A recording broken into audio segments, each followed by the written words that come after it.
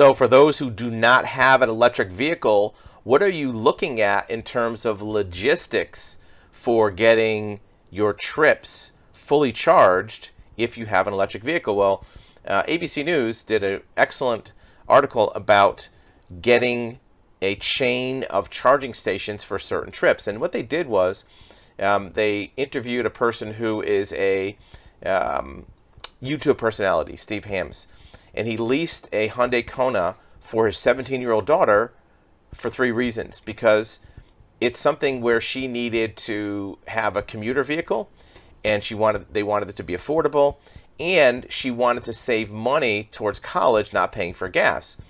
And now there's a dilemma that many EV owners can relate to, finding charging stations far away from home. And so they're talking about how to get from Albany to Gettysburg College, where she's going to be going to college, and how easily can they charge the car. We want fast chargers that take 30 or 40 minutes. See, this is a key that a lot of people are overlooking.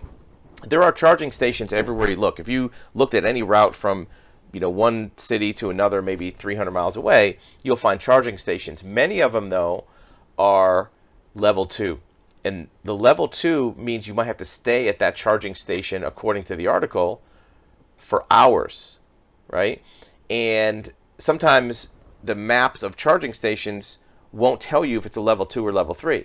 And because of the fact that his 17-year-old daughter is on this long trip and she might have to be sitting in some parking lot for hours, according to the article, makes me a little nervous. Can't imagine that is not surprising.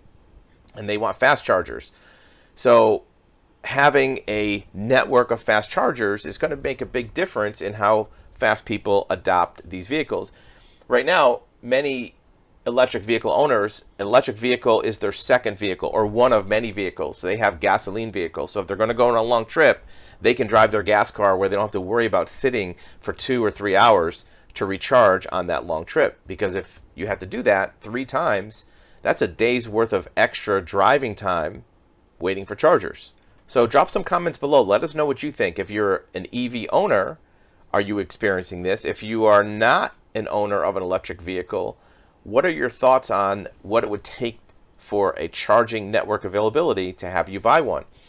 One of the things that the government's talking about is having the Tesla supercharger network be able to be used by non-Tesla owners. The problem is Tesla does not want his highly reliable and integrated charging network to be clogged with people who can't charge a car that fast, right? Which makes sense. If you're a Tesla owner, you wouldn't be really happy if your parking spots were taken up by people sitting there for hours instead of 20 minutes.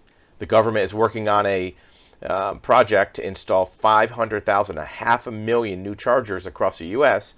and boosting EV sales by 2030. Sounds like a long distance away, but it's really only about 5 model years, right? We're right now in 23. Within a few months, we'll start seeing 2024 models out there. So we're within 5 model years of having boosted EV sales. Now, keep in mind, 500,000 chargers are not 500,000 locations. Those are the actual number of plugs. So if you have one location that has 5 plugs, right, that is counting 5 towards that 500,000. How does that relate to gas stations? Well, right now, there are about 150,000 gas stations in the U.S. Well, you might think, well, 500,000 is more. Well, it's kind of a little bit of a tricky number.